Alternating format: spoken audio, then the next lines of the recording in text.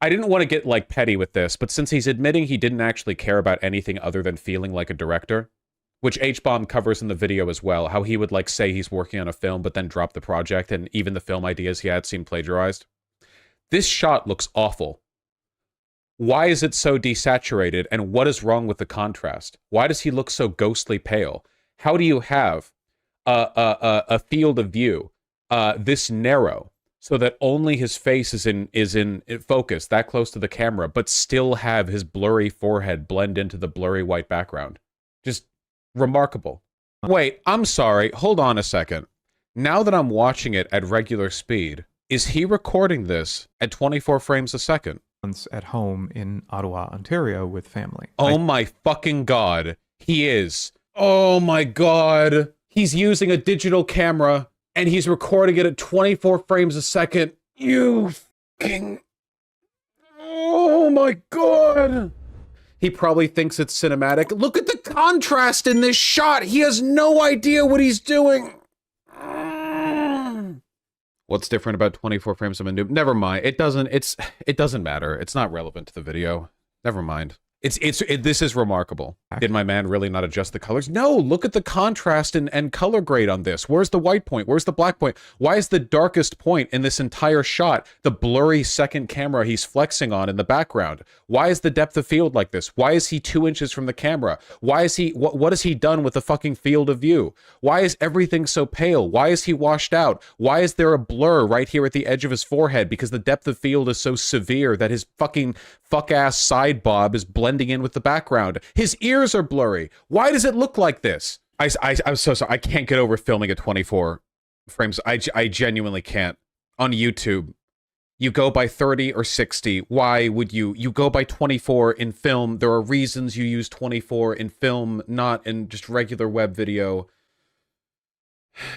Yes, he would have had to deliberately change it to 24 FPS. Does 24 make the video file take less? No. He's doing it because that's what film cameras have historically shot at for a variety of reasons that have to do with like the exposure time on any given cell on a reel of film, for reasons that go back like 100 years or whatever. But the difference is that digital cameras don't shoot on film. They have sensor chips that read and like they line up the electrons and the data that they receive, like the light, the photons that hit them, and they send that over a certain amount of times per second, frames per second. And usually for web video, you do this at 30 FPS or 60 FPS. The reason why you don't usually like digital video being shot at a lower, choppier FPS, for the most part, unless you know what you're doing, which he doesn't, is that when you're recording with film, light burns onto sensitive, silver haloid crystals, which have variable textural resolution, meaning that as you move from frame to frame at 24 FPS, you have a sort of pleasant blurring of the texture of the film grain that leads to that very pleasant quality that you see when you go to the movie theater. When you go to the movie theater and you see a film reel being projected onto a screen,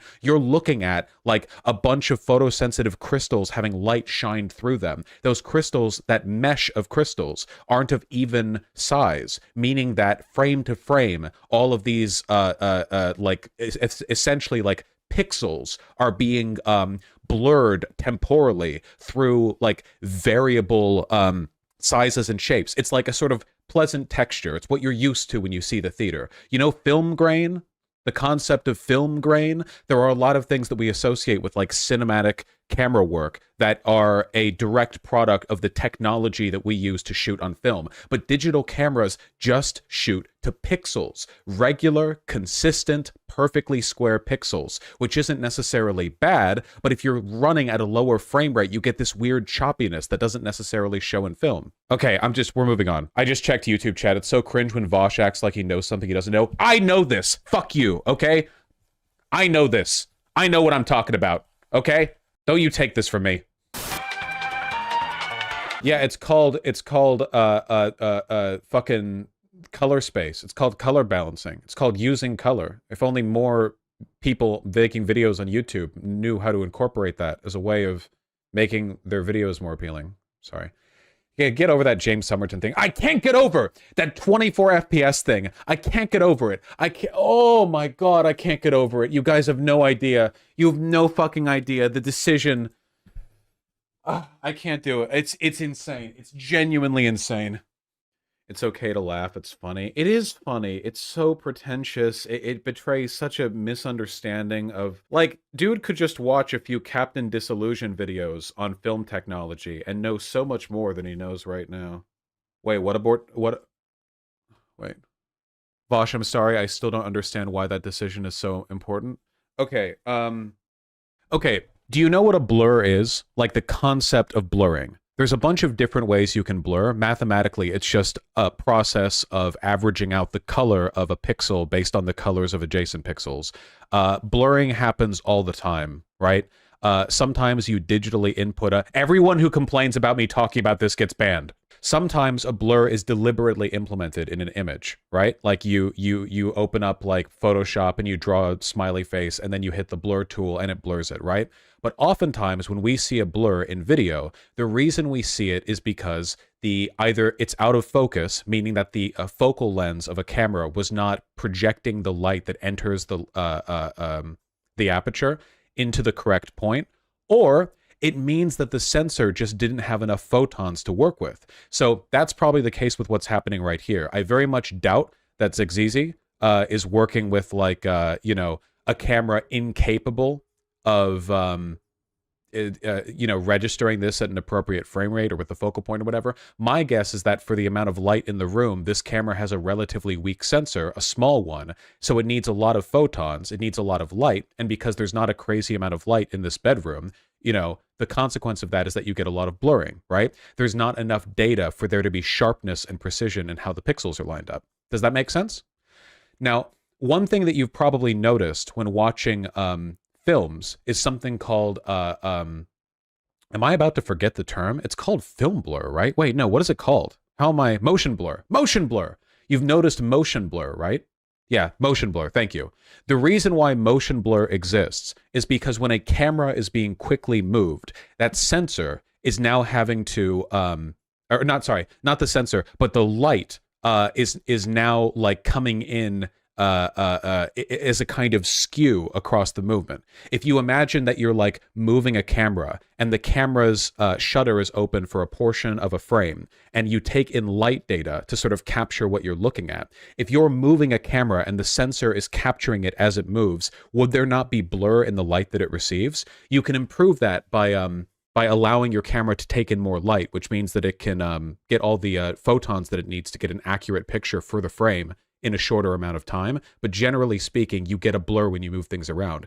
Games fake motion blur because a game camera isn't a real camera. It's not sampling like light from the scene. It's just taking an image from the direction the game camera is looking in, which is one of the reasons why motion blur in video games is fucking terrible. But in real cameras, they're unavoidable. You can get them either in the form of a camera sensor not getting enough photons in the short portion of time before the movement of the camera skews the data of that portion of the frame selection, or you can get it on a set of silver haloid crystals, a mesh of an actual film reel on a regular film camera that, like, you know, filmmakers use.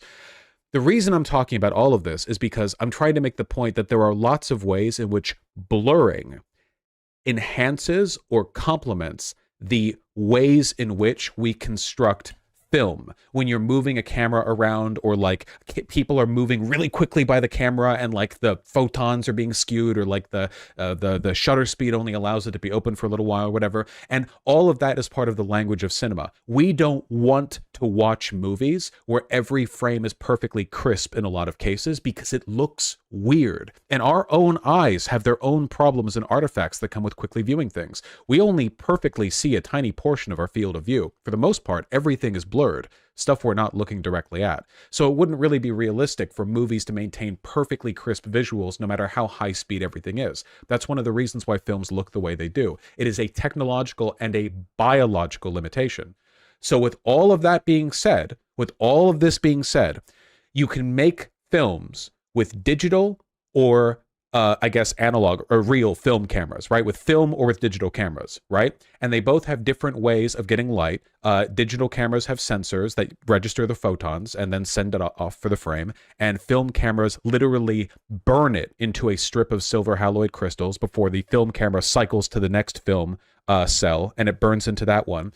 These two processes lead to different ways of incorporating different visual artifacts, like film grain or motion blur.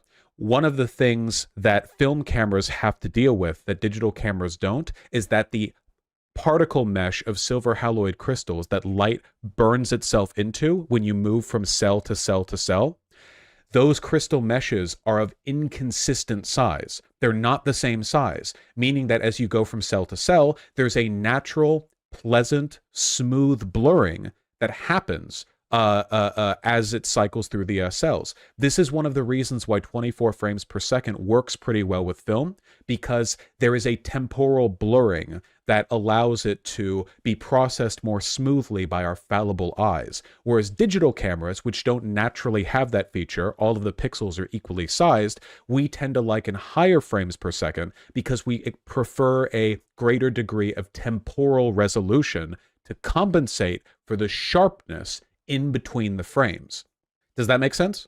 So James Somerton setting his digital camera to 24 frames per second so he can film a third of his face in focus while his ears blur out and no color distinction separate him from the background is really fucking funny, because the idea of incorporating that limitation without doing any of the camera tricks that you would need digitally to compensate for the weirdness of that choppy digital pixel perfect 24 frame per second nonsense. It's okay. Does anyone else here who knows about cameras agree with what I'm saying? You agree, right?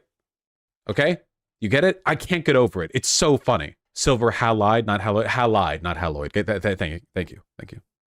Okay. All right. No, it doesn't. Motion blur is a factor in analog and digital cameras equally. That's not true. That's not true. Don't say things that aren't true. The motion blur affects them differently. How could you possibly think that photons being picked up by a sensor and the silver haloid crystal burn have exactly the same? That's not true. There are differences. That's false. And even then, we're talking about temporal resolution. We're talking about frame rate, and the point wasn't even about motion blur. It was about the particle mesh of halide crystals. Ameliorate. Editors, edit all that out. Let's go.